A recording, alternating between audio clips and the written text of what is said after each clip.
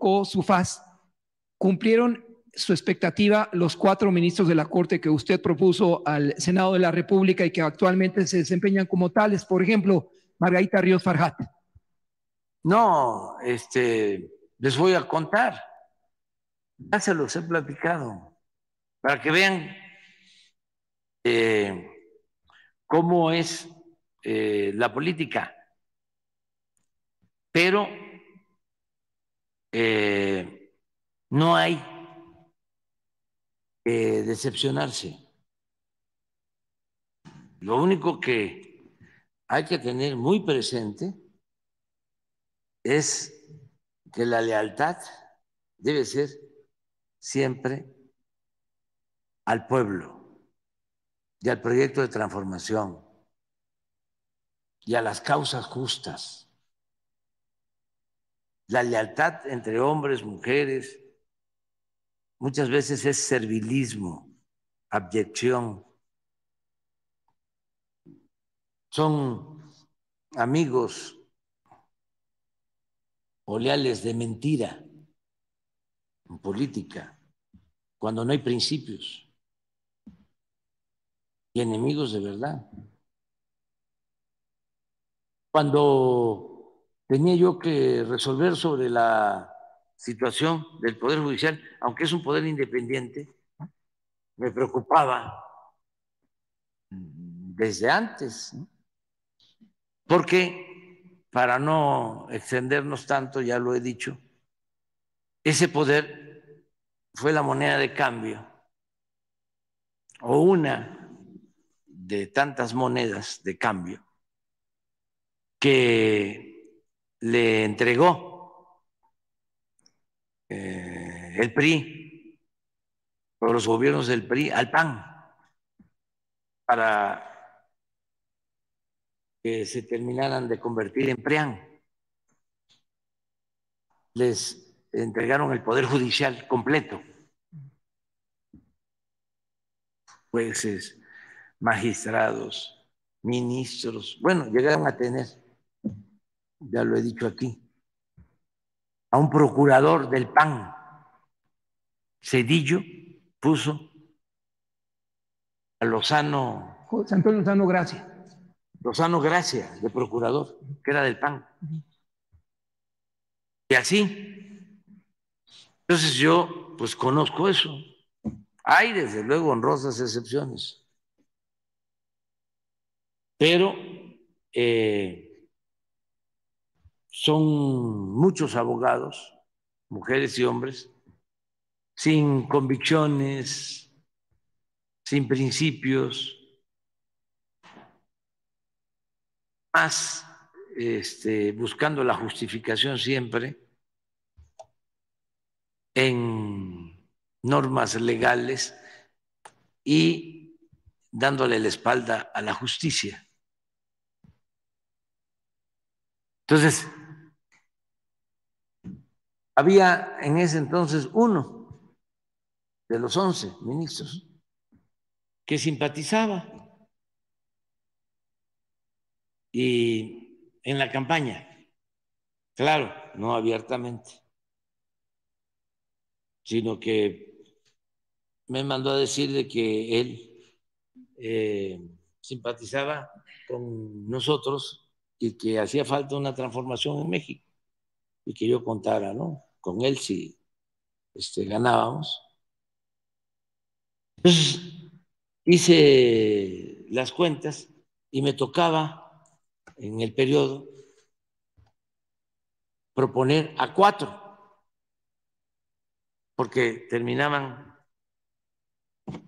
no, a 3, pero renunció El ex Medina procurador. Mora. Entonces, el caso es que eran 3 más 1, 4, para 11, pues con 6 se podía iniciar un proceso de renovación al interior del Poder Judicial que lo requiere, urge una depuración en el Poder Judicial. una purificación del Poder Judicial.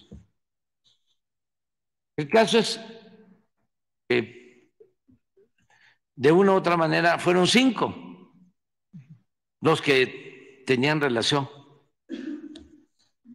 conmigo.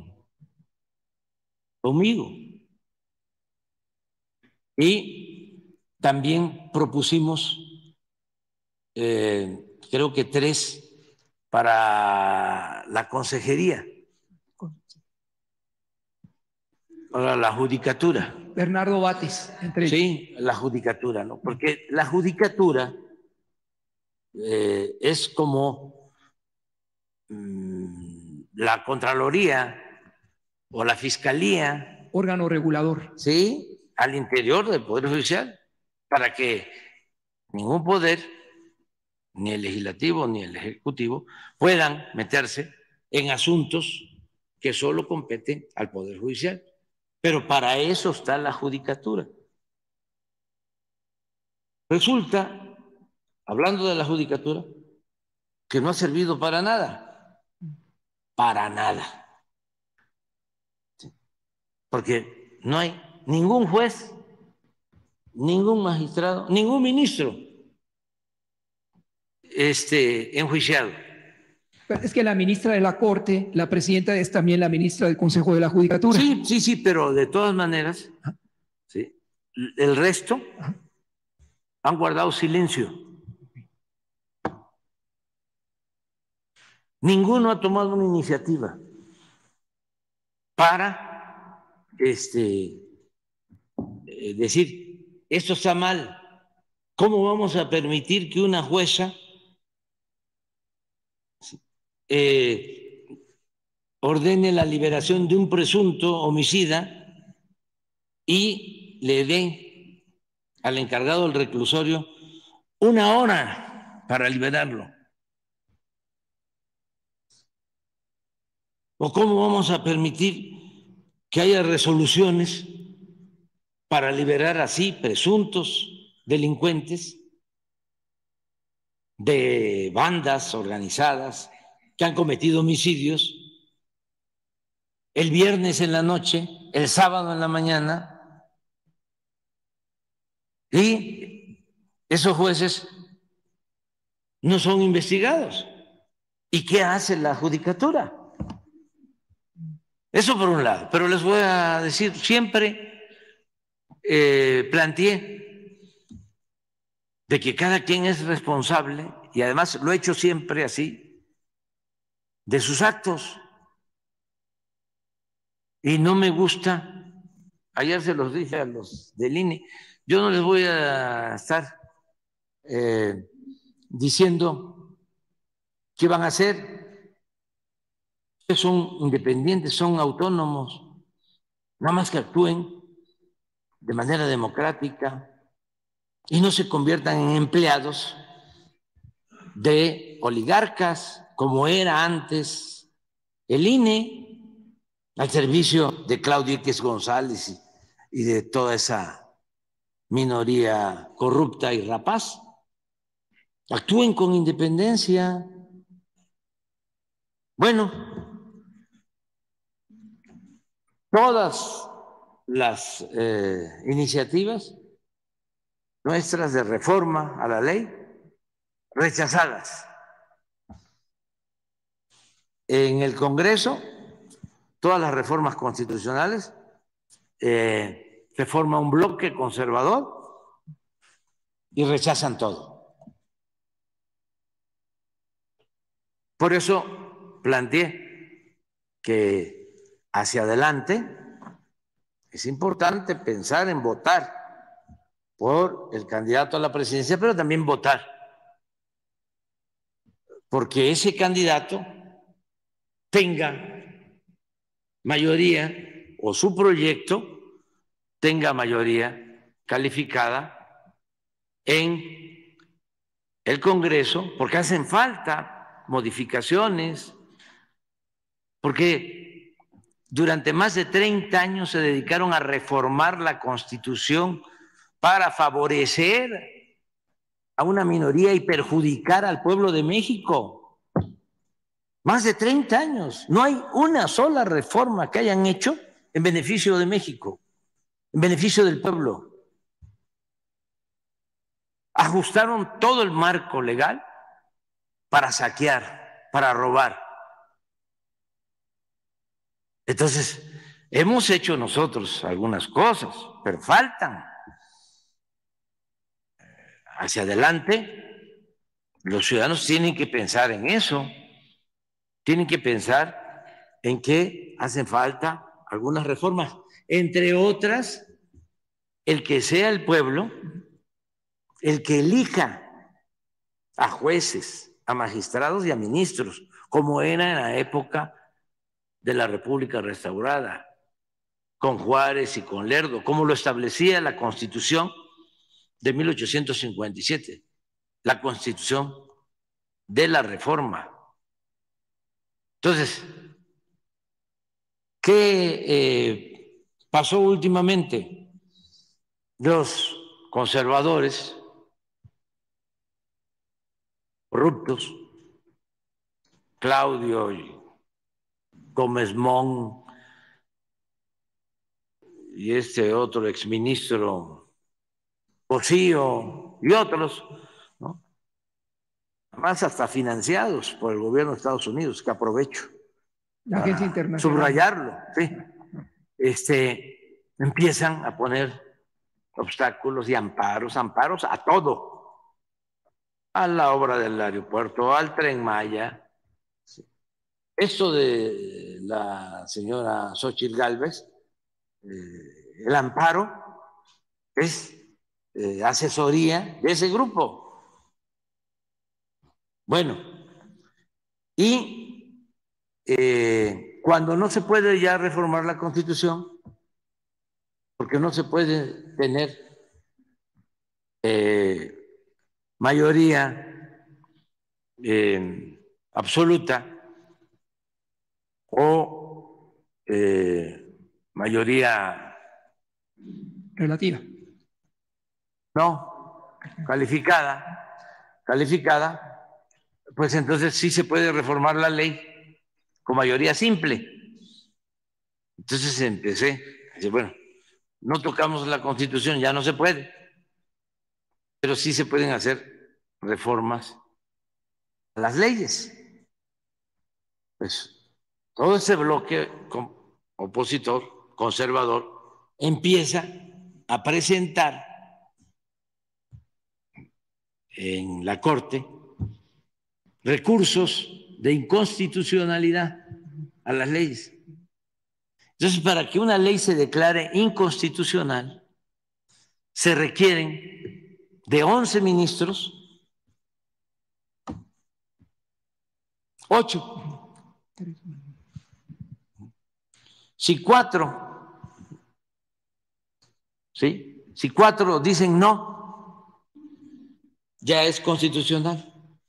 Entonces, de las preocupaciones, pues, que más me interesaban resolver, estaba el que la Guardia Nacional pasara a formar parte de la Secretaría de Defensa. Se aprobó la ley en el Congreso, Cámara de Diputados, Cámara de Senadores, y la impugnan.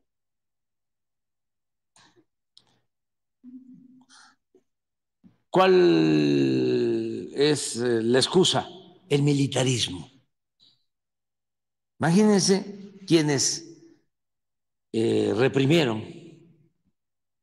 quienes torturaban, quienes masacraban, quienes desaparecían. De repente les preocupa el militarismo y se convierten en los paladines de los derechos humanos.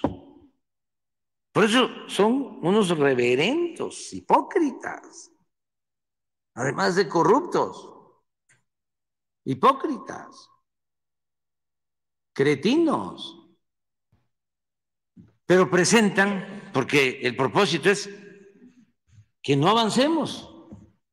Entonces presentan el recurso de inconstitucionalidad y a mí me preocupa. ¿Por qué? Bueno, porque nos ha costado mucho crear la Guardia Nacional. Ya tenemos 115,000 elementos formados. Como no se había hecho, se crearon, ya deben de ser como 300 cuarteles. Hay vigilancia de la Guardia Nacional ya casi en todo el territorio nacional. En las encuestas del INEGI, la gente ya le da, creo que 70% de aprobación a la Guardia Nacional.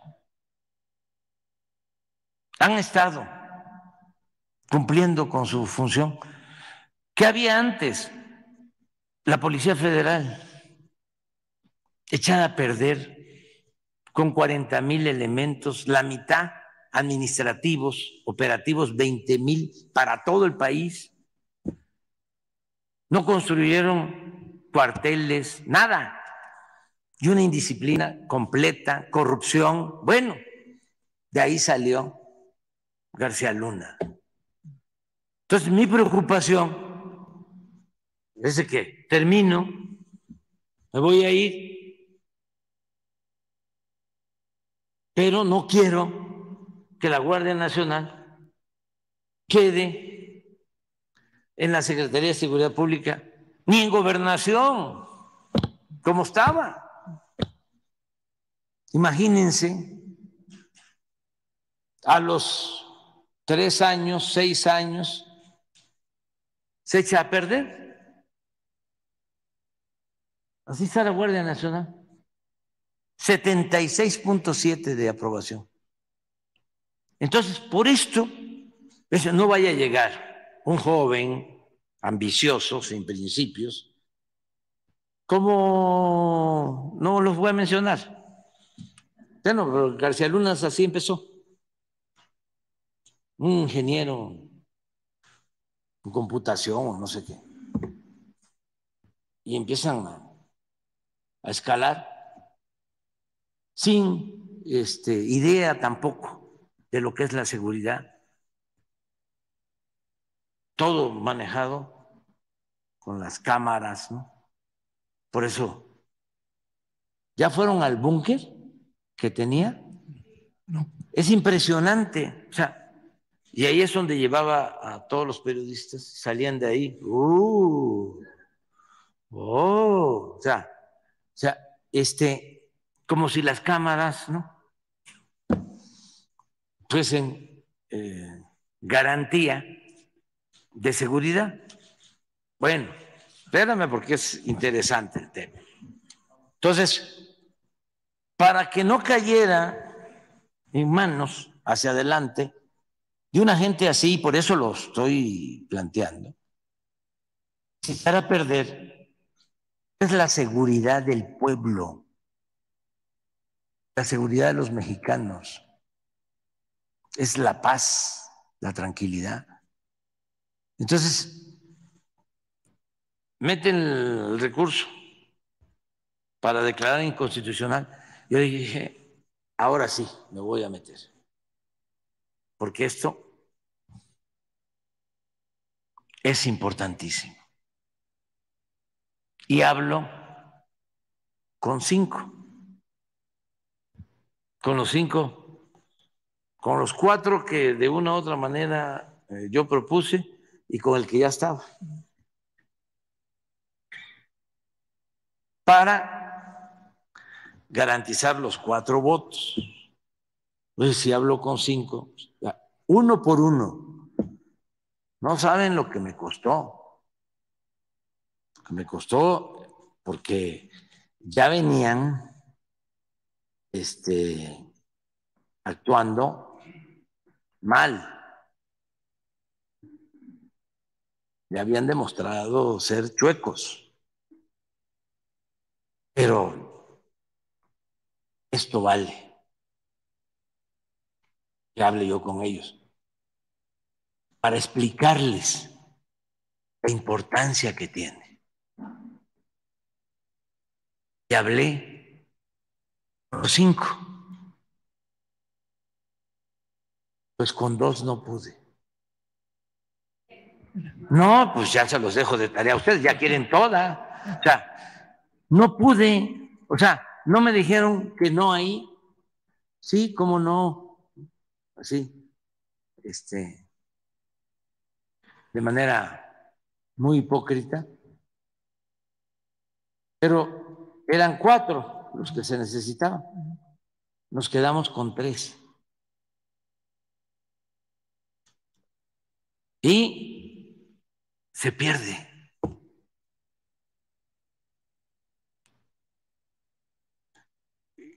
El propósito de que la Guardia dependiera de la Secretaría de la Defensa. Entonces, cuando se dieron cuenta, ya querían que entrara en vigor en un año. No, querían negociación. Todavía la presidenta, la señora Piña, le dijo a Rosa Isela, oye, ¿cómo vas a estar tú en contra si a ti te va a tocar manejar la Guardia Nacional? Si tú sales ganando. Fíjense. Rosa Isela le contestó, no, si es que no es un asunto mío, es un asunto que tiene que ver con el buen funcionamiento de la seguridad. Pero la señora tentándola,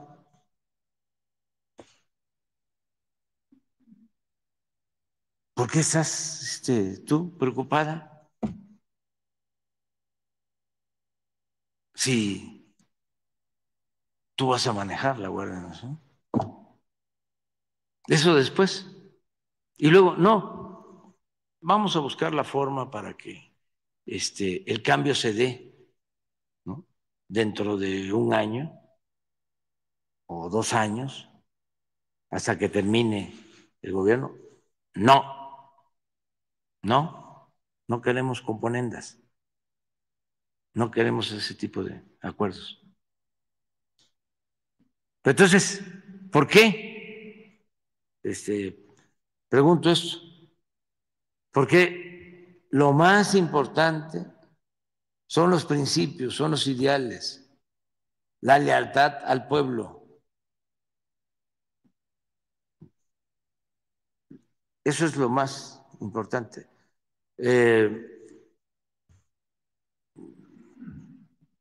No hay que escandalizarse, pero hay quienes se suben a un ladrillo y se marean.